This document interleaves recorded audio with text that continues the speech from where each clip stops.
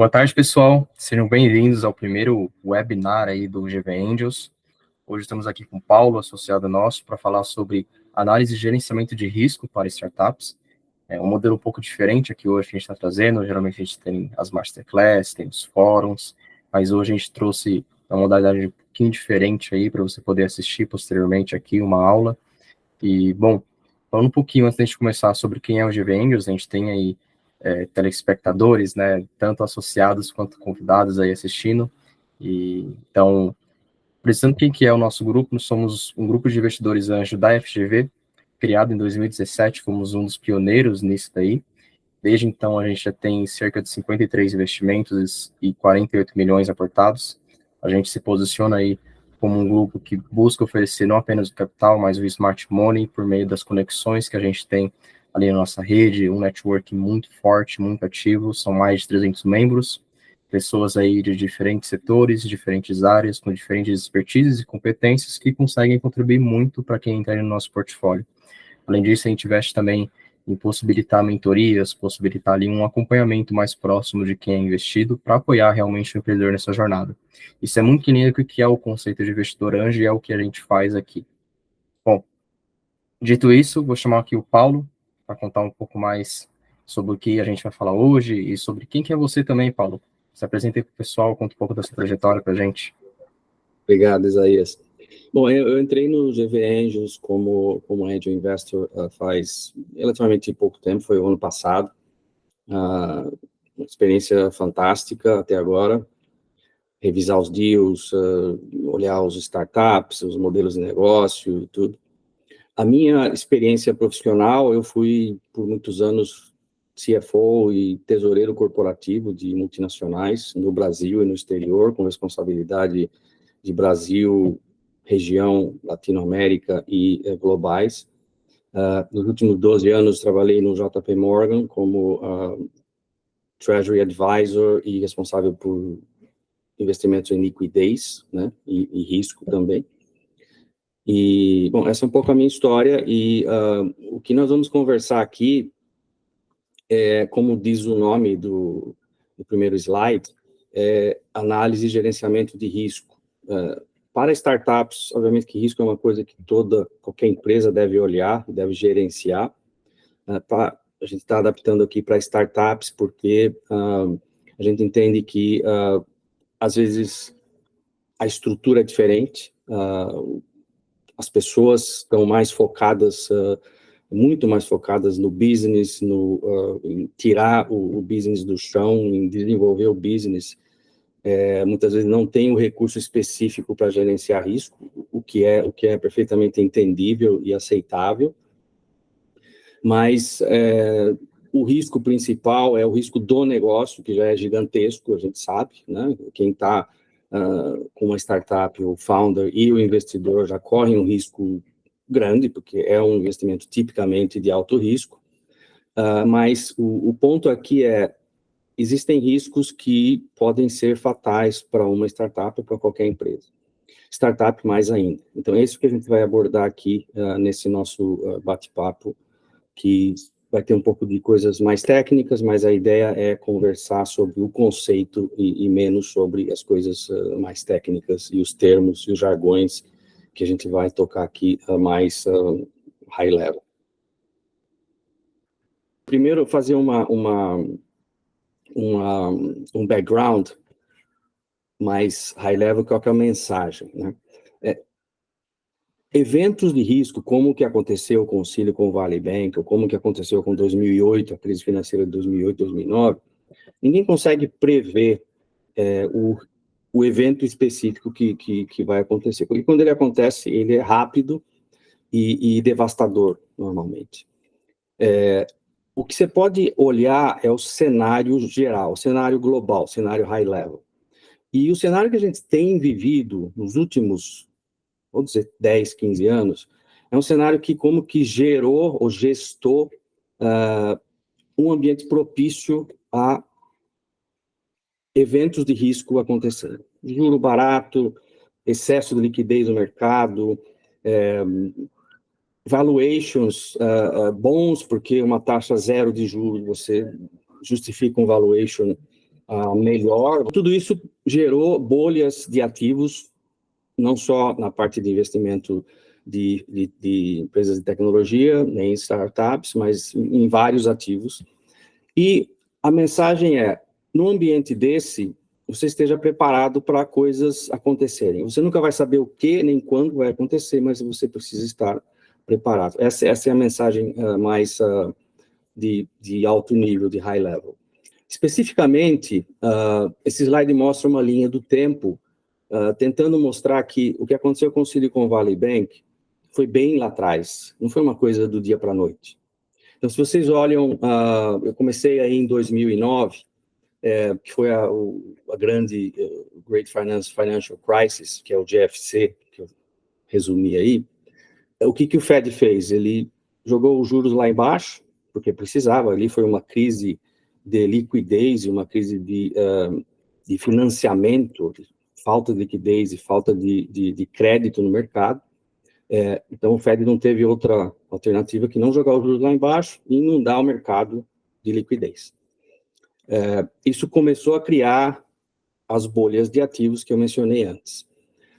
Mais especificamente sobre o que aconteceu com o Silicon Valley Bank e outros bancos que vocês devem ter notado que também sofreram intervenção do FDIC, agora recente, né?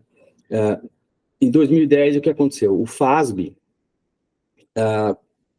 ele aprovou, ele permitiu, dentro das normas dele, que as empresas e os bancos, especificamente, contabilizassem securities como hold to maturity. Quer dizer, o market to market não reflete no P&L da empresa.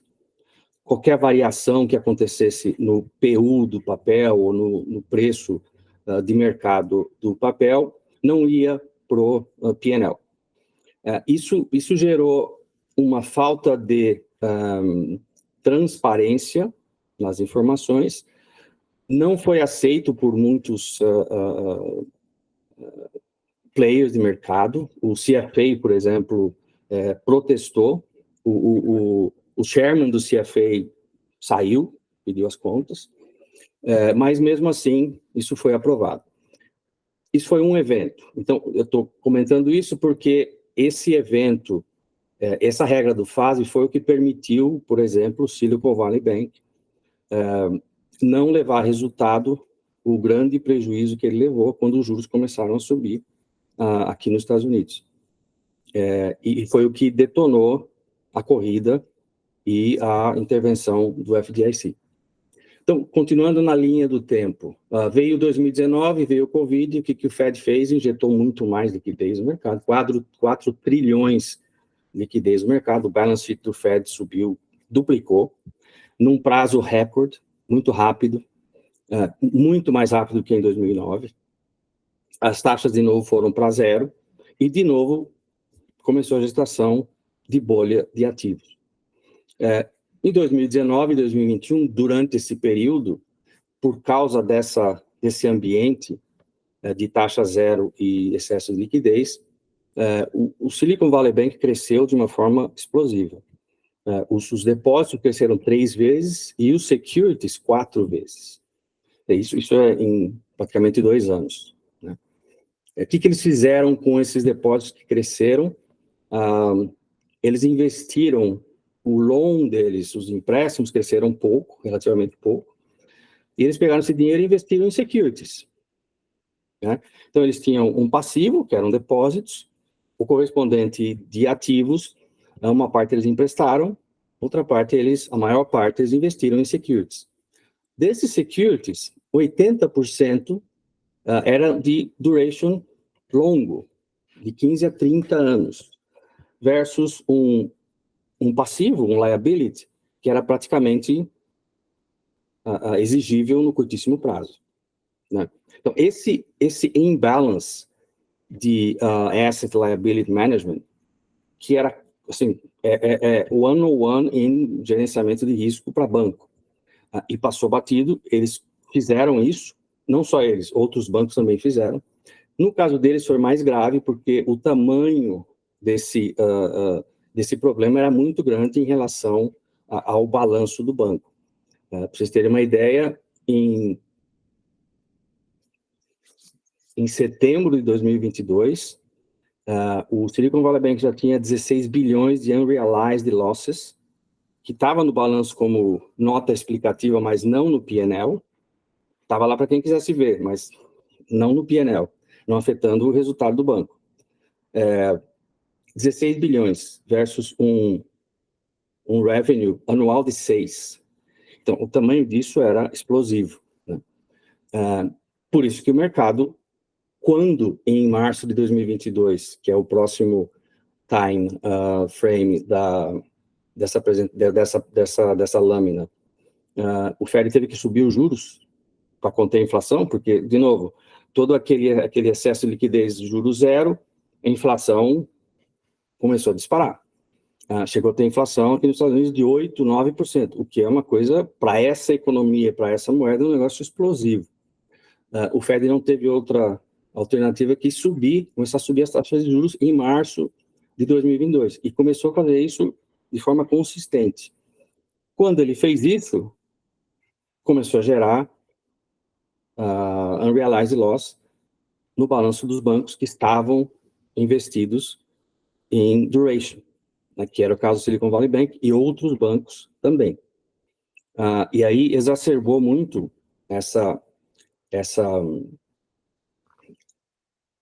esse potencial prejuízo, né? E o mercado começou a olhar, começou a tirar dinheiro do Silicon Valley Bank, que ficou preocupado.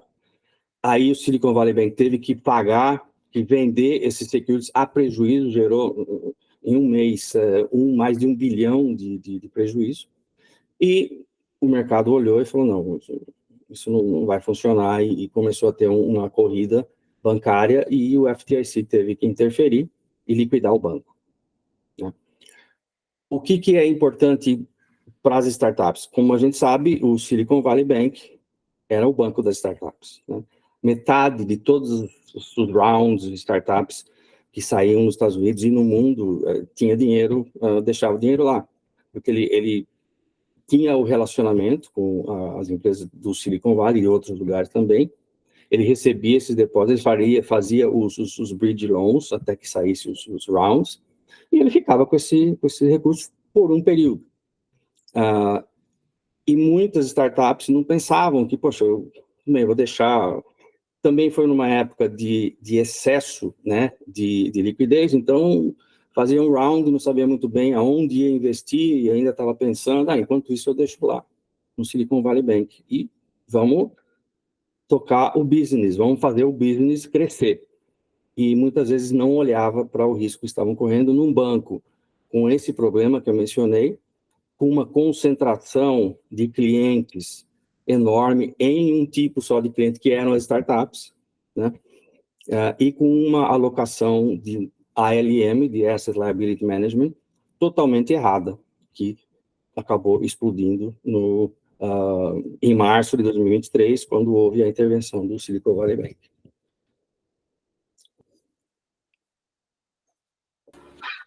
Bacana. Paulo, acho que aproveitando esse gancho aí sobre o que aconteceu com o Silicon Valley Bank, na sua visão, para uma startup, ela deve, então, distribuir os recursos dela em vários bancos, e como que ela pode fazer isso? Quais seriam as melhores estratégias, seria em proporção? Qual seria o cenário perfeito na sua visão? O ideal, né, é ter uma diversificação. Diversificação de risco é um conceito que vale para qualquer atividade, para qualquer tipo de operação, né? Então, não é saudável você concentrar todo um recurso num lugar só, porque isso pode ser fatal para a sobrevivência da empresa, né? Teve startup que na segunda-feira não sabia se ia fazer pagamento de salário, porque o dinheiro estava tudo lá, né? Então, esse tipo de risco não dá para correr. Uma coisa é você sofrer um evento de crédito, perder dinheiro em um cliente que não paga, ou mesmo um banco que quebra. Outra coisa é você ter todo o seu dinheiro ali num lugar só, né? Por mais seguro que possa ser, né, esse banco, né? Então, sim, diversificar risco de contraparte é uma coisa, assim, básica e que deve sempre ser olhado, sempre ser feito.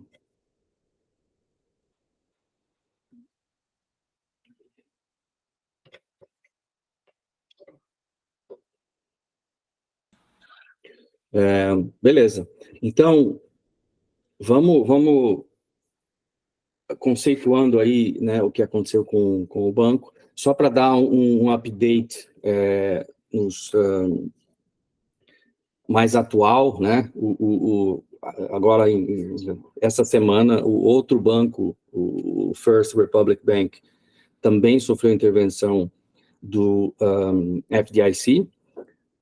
O JP Morgan acabou comprando esse banco, né? Eles vão fazer um share do prejuízo aí, né, do custo com o FDIC, vai absorver o banco, e o First Republic Bank, logo depois que o SVB quebrou, estava na lista que o mercado estava olhando de bancos com grande volume de unrealized losses. Estava na lista, tinha uma lista lá, eles tinham, tipo, assim, 80%, mais quase 90% dos seus ativos comprometidos por não marcados a mercado, hold to maturity, né, que é esperando o vencimento. O mercado olhou e falou, não, esse cara aí não vai. E foi por isso que houve a corrida também, e não se sabe outros tipos de reflexos que podem ocorrer para outros bancos médios. O que se está vendo é realmente uma concentração em poucos bancos. Quando aconteceu a crise de 2009, veio Basileia III, que foi regras de regulação bancária que tinham a intenção de diversificar e reduzir o risco.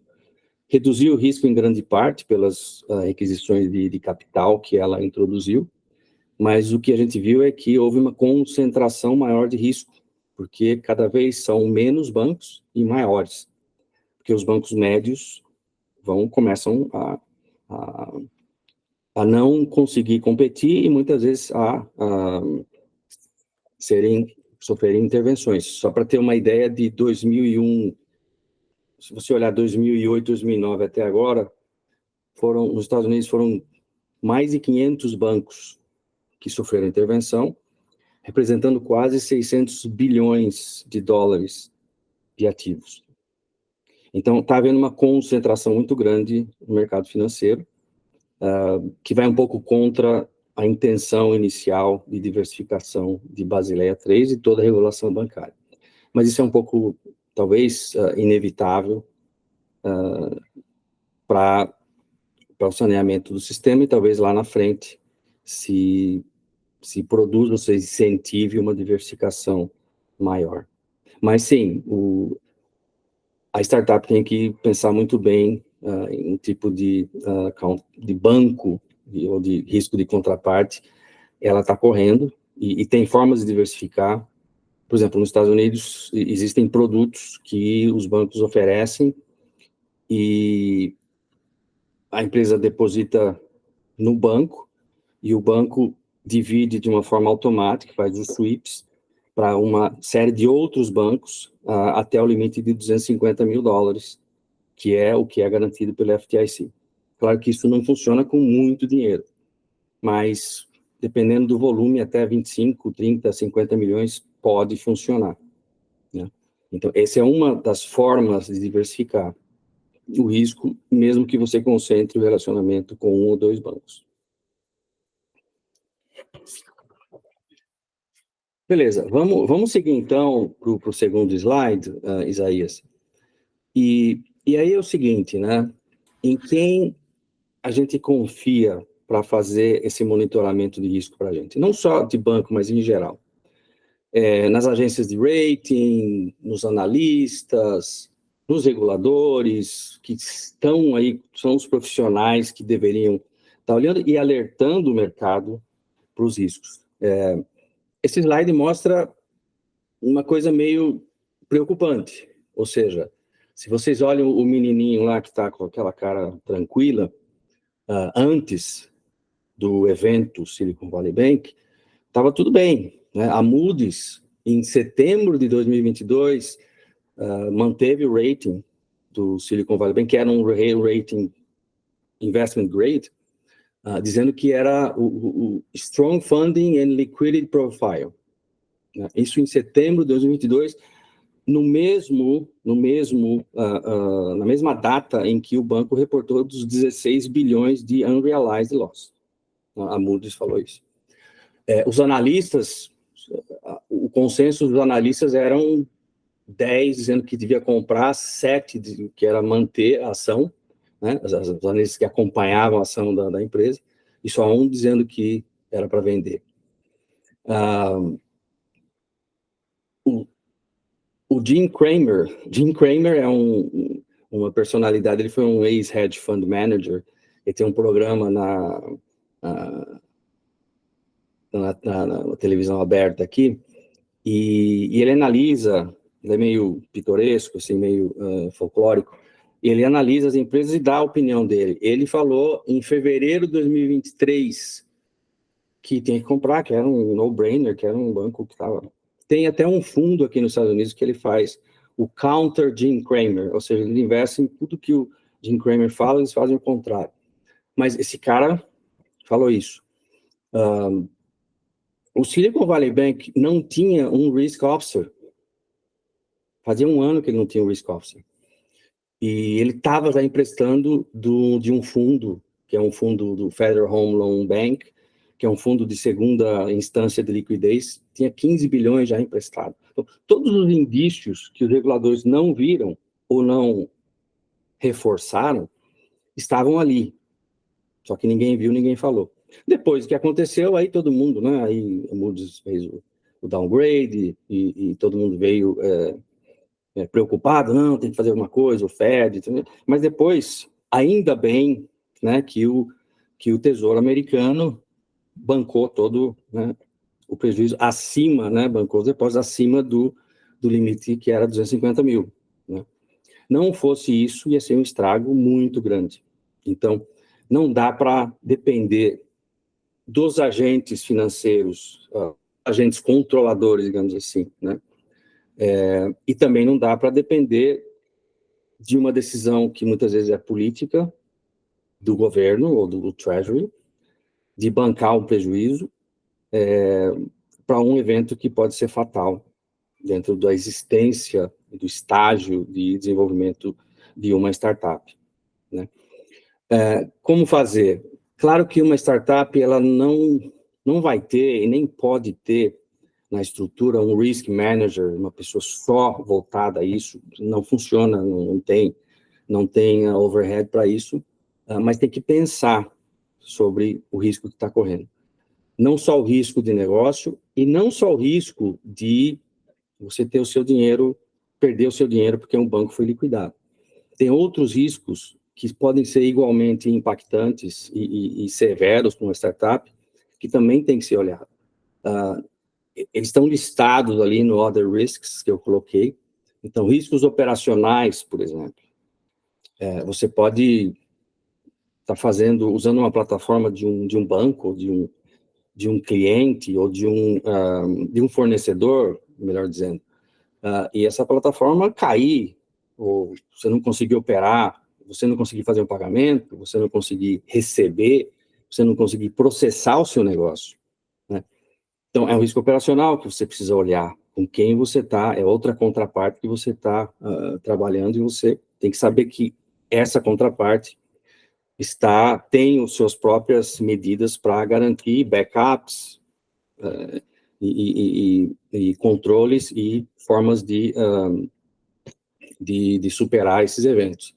Cybersecurity é outra coisa importante hoje, né? E é outro evento que pode ser muito grave para uma startup. Se vocês olham ali Isaías, para o gráfico, para o quadro da direita, eu só pus aí para ilustrar. Então, de 2004 a 2021, os cyber attacks e os impactos por indústria, né? Então, vocês olham ali, isso é em bilhões de dólares, ou seja, qual o prejuízo que causou? O setor de tech teve 1,6 bilhões de prejuízo por cyber attacks. Isso é um valor grande. Claro que outros setores podem ter sido maior, mas foi o terceiro que sofreu mais ataques. Então, uma startup que tem ali a sua base de clientes, o seu processo, os seus sistemas, que podem ser até proprietários, tem que se preparar, tem que se proteger de cyberataques, que, como a gente sabe, cada vez estão mais sofisticados e mais difíceis de controlar. Fraude é outra coisa, sim, básica também, né? Porque fraude pode acontecer, e muitas vezes, na maioria das vezes acontece, por conivência ou mesmo atuação interna da startup. Né? Um pagamento para um fornecedor que não existe, você pode perder US$ 1 milhão numa coisa dessa, por exemplo. Então, é outro evento que tem que ser olhado. Né? Obviamente, concentração em base de cliente é one-on-one em diversificação, mas nem sempre está, né? Se você está começando um negócio, você vai estar concentrado, não é inevitável, mas você sabe que está correndo esse risco, você sabe que você está começando um negócio e você depende de 3 clientes, é um risco que você está correndo. Se perder um cliente, você perde o quê? 1/3 do seu faturamento. Qual é a contingência para isso? Né? Não sei, pode acontecer. Então, o gerenciamento de risco não é só ficar olhando, ele acontece e você não sabe o que fazer. Você tem que ter uma contingência já preparada para o caso de isso acontecer. Né? Outros eventos e como que a startup se imune ou se prepara para isso. Como a gente viu, depender de rating agency e etc., não dá. Então, você tem que ter o seu próprio olhar, a sua própria análise do seu negócio e dos riscos que você está correndo e ter as contingências, pelo menos, mais ou menos preparadas, né, para o caso de acontecer. Não é uma coisa que você deve investir 50% do seu tempo, mesmo porque você não vai ter esse tempo, mas, sei lá, 10% do tempo, de forma estratégica, founders, conselhos, investidores devem olhar para esses riscos e pelo menos saber o risco que está correndo. Né? Porque essa é outra coisa, você faz o assessment do seu negócio e você tem que saber o risco que você está correndo, né? Até para estar preparado para se acontecer alguma coisa e, de novo, ter as contingências para tentar. Você nunca vai conseguir reduzir a zero, mas você pode minimizar o risco e reduzir o impacto que ele pode ter no seu negócio. O Paulo, aproveitando o gancho nessa parte, pensando aí no contexto da startup que vai fazer essa análise de risco, você comentou um pouco sobre conselheiros, etc. Na sua visão, o que acaba sendo melhor aí para o fundador ter na hora de analisar questões de risco? Um conselho sênior ali e com pessoas com uma expertise que possam ajudar nessa parte de risco, ou até mesmo trazer um CFO com senioridade e capacidade aí de análise nesse ponto? O que acaba sendo mais vantajoso na sua visão para uma startup?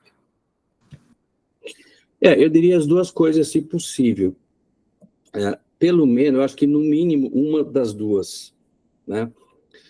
O conselheiro, muitas vezes, é digamos assim, um shortcut, ou seja, é um recurso que está ali, e muitas vezes é um conselheiro interessado no business, porque até ele investiu, né? Ou mesmo é um angel investor, ou um investor que tem experiência e quer ajudar, porque tem skin in the game, né? Então, usar esse tipo de expertise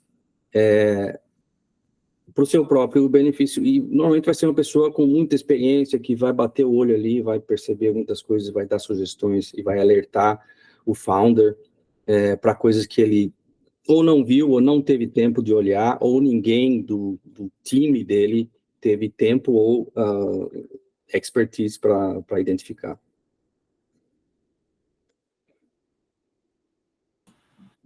Bacana. Acho que, bom, aproveitando esses pontos aí de reflexão que você trouxe, como que a startup ela pode fazer essas suas próprias análises? O que você recomenda diante de tudo isso? Então, eu acho que, primeiro, olhar todos os processos do seu negócio, né? As dependências e as concentrações. Então, por exemplo, se eu sou uma SaaS, né, eu vou estar muito dependente de software, de modelos, de AI, de APIs, tudo isso. Então, aonde isso está rodando? Qual é o servidor? Está em nuvem? Com quem? Isso é importante, né? Você olhar em geral, porque se um servidor ou se qualquer database que você use cai ou não funciona, você para, né? Porque você depende disso. Então, isso é uma coisa importantíssima. De novo, cyber, puxa, super, super importante. O seu fornecedor, ele tem firewalls que são efetivos para proteção de cybersecurity. Então, você pode não ter, mas se você está usando alguém, pergunta, né? Pergunta para ele, é uma coisa simples, né? Qual é, e levanta isso nas discussões com os fornecedores, né?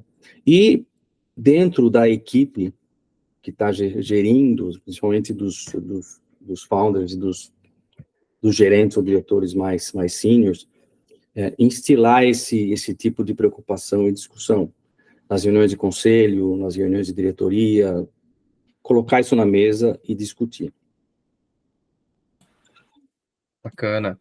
E pensando nisso, fazendo um pouco parte de critérios, quais são esses critérios que devem ser levados para a gestão de risco na sua visão? Eu acho que um critério básico é assim, como disse o Riobaldo, né, viver é perigoso. Então, você não consegue se proteger de tudo. Você não quer se proteger de tudo, 100%. Mesmo porque o custo disso é exorbitante e você não quer, você nem precisa incorrer nesse custo. E você pode fazer um hedge de tudo. Esse hedge vai ser mais caro, digamos, se fosse um hedge financeiro, 100% pode ser mais caro do que o próprio objetivo que você está querendo proteger. Então, eu diria como que uma regra geral é olhar o que pode acontecer que seja um evento muito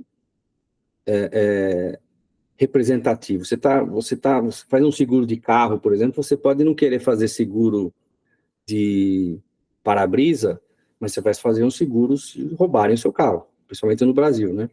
Porque pode ser um evento grande, que você tem que se proteger, é um custo que você paga porque é um necessário, né?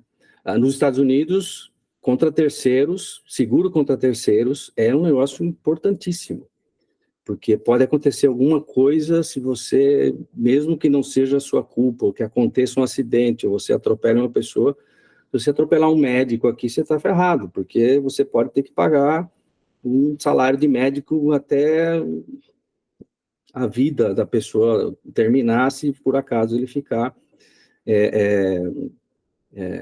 paraplégico, por exemplo. Então, esse é um tipo de risco que você não vai correr porque pode ser mortal para você. Então, esse você faz o hedge, esse você segura, esse você olha e você tenta se proteger. Riscos pequenos, risco de negócio é risco de negócio, você não tem como, né? Você sabe que você está correndo. Risco de mercado, assim, todo mundo corre risco de mercado, né? Não tem como totalmente se proteger. Mas esses mais importantes, eu acho que precisa ter algum tipo de forma de mitigar e proteger, seja via um instrumento, ou seja, um contrato que você está protegido com o seu fornecedor, ou seja, como nós falamos, diversificando e conhecendo os seus bancos com quem você trabalha. Legal. Paulo, um ponto legal que eu acho que dá para trazer aqui no contexto das startups no Brasil, a gente ainda vê um pouco aqui, acho que até voltando um pouco atrás, né? Em 2021, no Brasil, a gente teve um boom também de liquidez, de investimentos rolando. Teve mais de 9,4 bilhões de dólares investidos em startups no Brasil. Foi o ápice aí do ecossistema de investimento brasileiro. Porém, depois disso, teve uma baita queda. A gente teve também um aumento de juros. Hoje, os juros estão aí na casa dos 13%, naquela época chegou até 2%, a Selic. Então, mesmo diante desse pisão no freio dos fundos, principalmente no late stage, aqui no early stage as coisas têm crescido, e a gente tem visto algumas startups aparecendo aqui para a gente com projeções, assim, de queima de caixa durante os próximos 5 anos. E considerando rodadas aí subsequentes como se elas fossem certas nas suas projeções.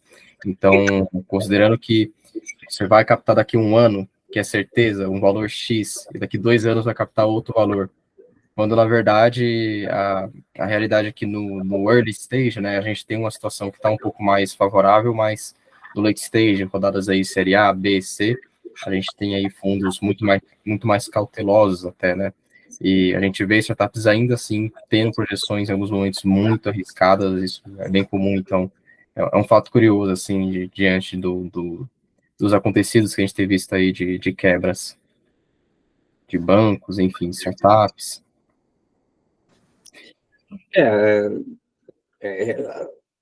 Qualquer negócio tem que se adaptar à realidade de mercado, né? E com a taxa de juros de 5%, que é o que vai acontecer, acho que agora, nessa semana, que o Fed vai provavelmente aumentar mais 25 bases, uma taxa de desconto dessa mata muito o valuation, né? Ou reduz bastante. E, de qualquer forma, os angels e os VCs já estão muito mais, e vão continuar mais seletivos em investir, né, em analisar. Então, tem que se adaptar a essa realidade. E é como você falou,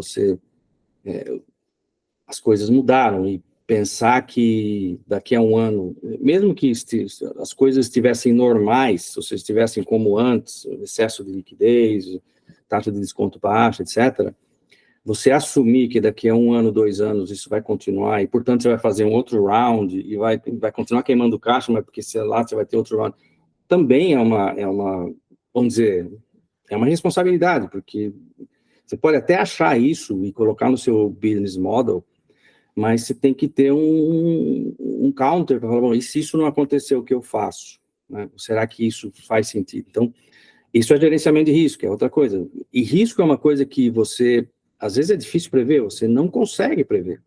Mas se você está exposto, qualquer coisa que acontece, você sofre as consequências. Então, se você tem dinheiro, por exemplo, em 2009, quando houve a crise financeira, todas as montadoras quebraram.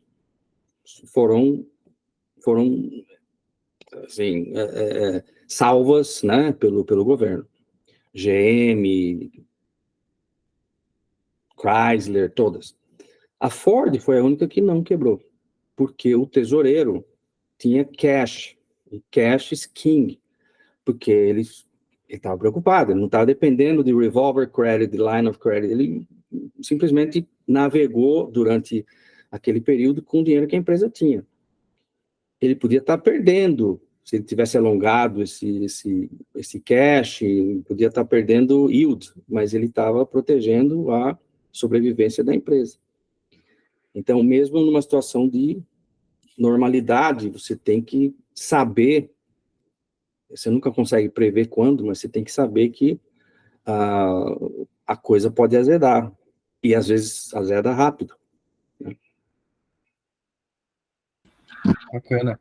E, Paulo, que dica que você daria para startups e até mesmo, talvez até empresas no geral aqui, se a gente for abrir, de tech, sobre os próximos passos, levando em conta aí esses últimos acontecimentos e o contexto econômico que a gente tem aí? Se quiser falar tanto Brasil, Estados Unidos, mundo, fica à vontade. Não, isso aí custa $1 milhão, Isaías, para eu falar. Não, brincadeiras à parte, sim, é impossível de prever, né? Eu acho que a empresa que tem o mais importante é que o business model, a solução, as projeções, e principalmente a solução que a startup tem, ou acredita que tenha, seja sólida e funcione, né? Porque aí qualquer cenário você consegue navegar, né? O maior problema é o problema é que, às vezes, para funcionar demora, né? Então, se você não tem esse tempo de fazer aquilo funcionar, se você, no meio do caminho, acaba o seu caixa, você morre, sem saber se isso funcionaria ou não. Então, isso em qualquer cenário. Então, eu acho que o conselho é isso, né? Ter um modelo de negócio que seja sólido, uma projeção que seja sólida também, e contingências para se essa projeção não acontecer, né? Excesso de otimismo, acho que é tudo que precisa na cabeça de um founder, né? Porque se ele não for otimista, ele não vai começar uma empresa com uma solução que muitas vezes ninguém entende ou ninguém ofereceu, ainda que é nova. Então, a pessoa tem que ser otimista para começar um business num mercado arriscado como esse. Mas tem que temperar esse otimismo com um pouco de sabedoria e de controle, né? Então, por isso que muitas vezes, quando existem mais de um sócio, são dois sócios, normalmente o que funciona muitas vezes bem é um que é muito mais arrojado, agressivo, e outro que também é, mas ele também dá uma segurada lá e faz.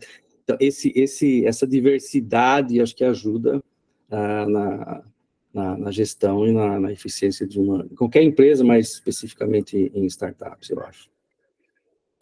É engraçado você ter tocado nesse ponto, porque uma das coisas que a gente olha quando a gente estava olhando as startups aqui no GV Angels é justamente a composição ali dos sócios, né, que estão começando com a startup, muito porque quando você vai se aproximando de um estágio mais seed, captações maiores, uma receita maior, uma maturidade de negócio, digamos assim, maior, tem mais exigência, tem mais demandas, e se chega ali com apenas um sócio, se torna um fator de risco.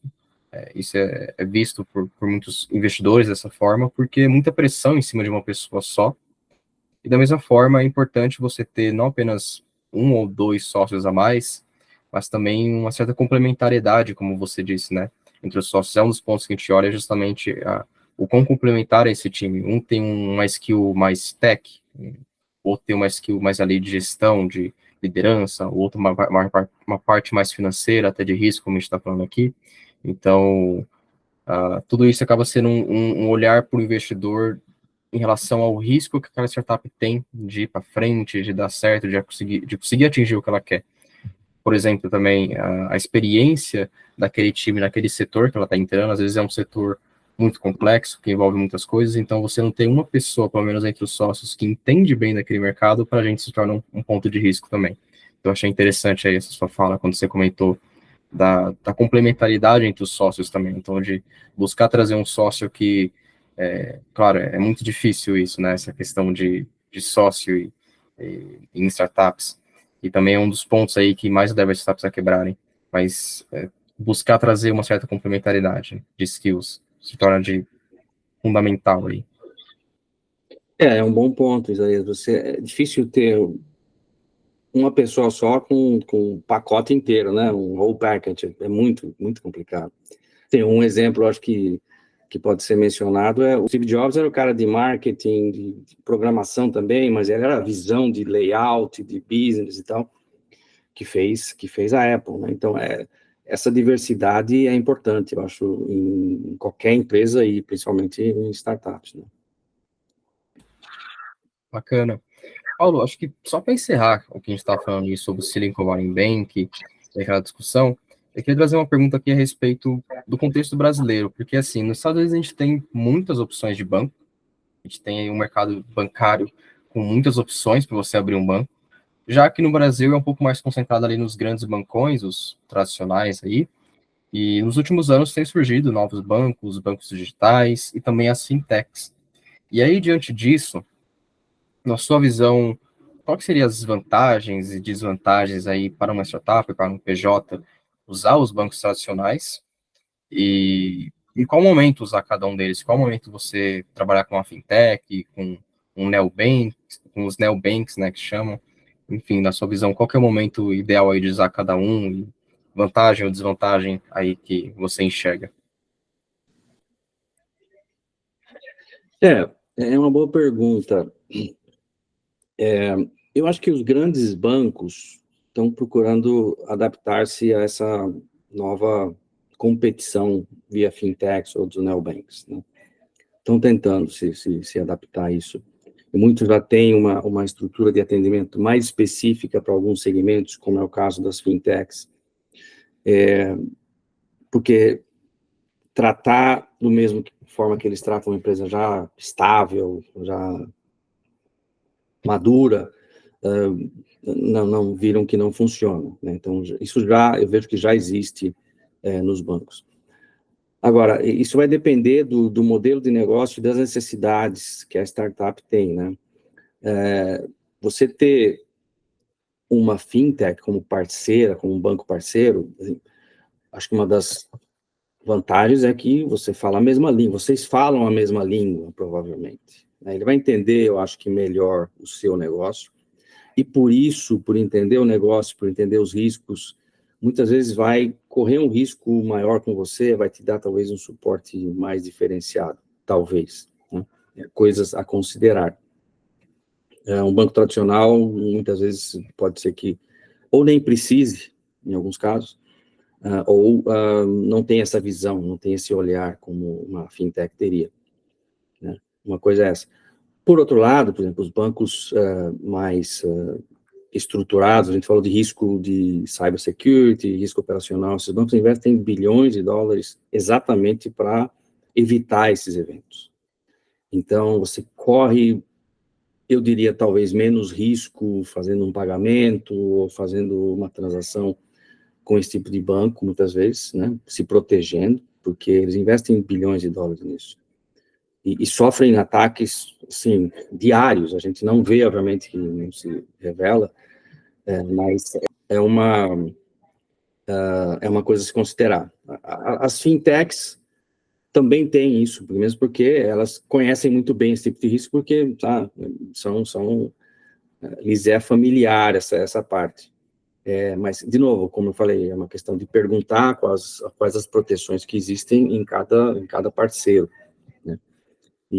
Mas eu acho que é por aí. A questão de crédito também pode ser uma coisa que possa pesar no relacionamento com o banco, né? Muitas vezes um bridge loan é importante naquele momento, e você precisa dar algum tipo de reciprocidade, né? Então isso é uma coisa a se considerar também. Vai depender muito da avaliação. Bom, pessoal, muito obrigado aí para você que assistiu. Obrigado, Paulo, também pela belíssima aula que tivemos aqui. Bom, se você tiver interesse em se associar ao GVendas, está aqui o QR Code para ter acesso a um pouco do que a gente tem por aqui, de oportunidades de investimentos, experiências, networking, tudo que a gente tenta trazer aí para formar uma rede forte. E fica à vontade para seguir a gente também nas redes sociais, acessar os nossos grupos. E se tiver alguma dúvida, quiser estender um pouco aí a conversa, tem aqui o e-mail do Paulo. E também, se quiser entrar em contato com a gente do time de GVendas, fica à vontade aí para chamar. Muito obrigado, pessoal. Um abraço. Tchau.